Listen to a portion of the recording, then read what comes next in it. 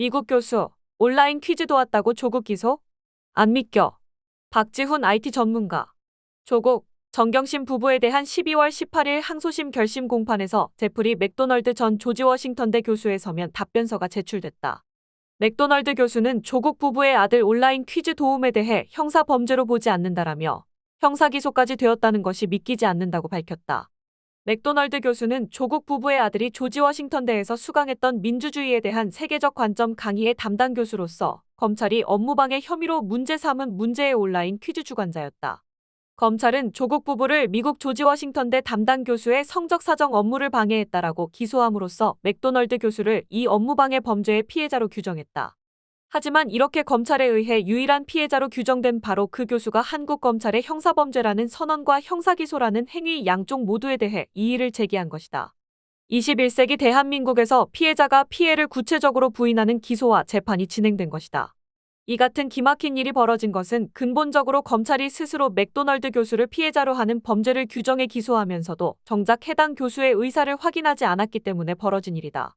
검찰은 앞서 1심 과정에서 FBI 수사관이 해당 교수와 통화한 내용을 기술한 진술서를 전달받아 재판의 증거로 제출하려 했었다. 하지만 이는 일방적 전문 증거로서 증거 채택이 불허된 바 있다. 이 문서는 한국의 검사나 사법경찰관이 참여한 것조차 아니어서 정식 진술조서가 아닌 임의 문서에 불과한 것이었다. 맥도널드 교수는 자신이 아는 한 미국에는 이런 상황에 적용할 형법 규정이 없으며 설사 그런 규정이 있다고 하더라도 자신은 특별히 예외적인 경우가 아닌 한 학문적 부정행위를 형사범죄로 보지 않는다고 했다. 특히 조국 부부 아들의 경우 부정행위가 너무나 경미하여 학교 외부의 처벌은 생각할 수도 없는 정도라고도 덧붙였다. 더욱이 이 정도의 부정행위는 대학 측에 보고하기에도 너무 경미한 일로서 자신이 알았더라도 자신의 재량 하에서 처리했을 것이라고 했다.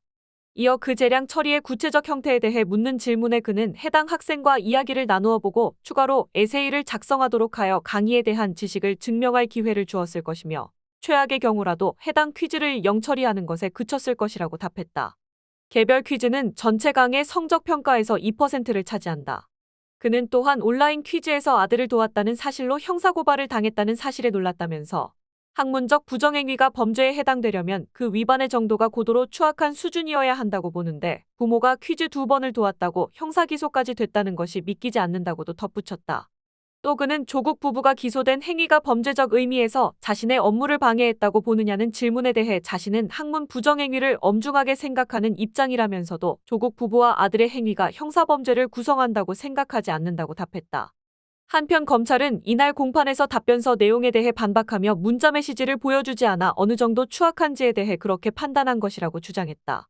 하지만 맥도널드 교수는 이미 답변서에서 그에 대한 답을 구체적으로 제시한 바 있다.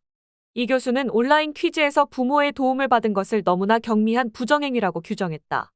또 자신이 할 수 있었던 처분으로서 추가 에세이 작성으로 기회를 줬을 것이라면서 최악의 경우라도 해당 퀴즈만 영처리했을 것이라고 답했다. 결국 검찰은 이 답변서에 대해 이미 답한 내용을 못 본 채 하는 무의미한 반박을 내세웠을 뿐 실질적으로는 아무런 이견도 제시하지 못한 것이다. 이날 검찰이 맥도널드 교수의 답변서에 대해 증거 채택에 동의하면서 재판부는 잠정적으로 2월 1일로 정했던 맥도널드 교수의 증인 신문은 하지 않기로 결정했다. 한편 이날 결심 공판으로 항소심 일정은 모두 마무리되었고 내년 2월 8일에 선고가 이루어진다. 검찰은 주피고인들인 조국 부부에 대해 1심과 같은 조국 징역 5년, 정경심 징역 2년을 구형했으며 조 전 장관의 직권남용 혐의 관련으로 함께 기소된 백원우 전 민정비서관과 박형철 전 반부패 비서관은 각 2년과 1년 6개월 달의 장학금 관련 혐의로 함께 기소된 노환중 부산대 교수에게는 징역 6개월을 구형했다.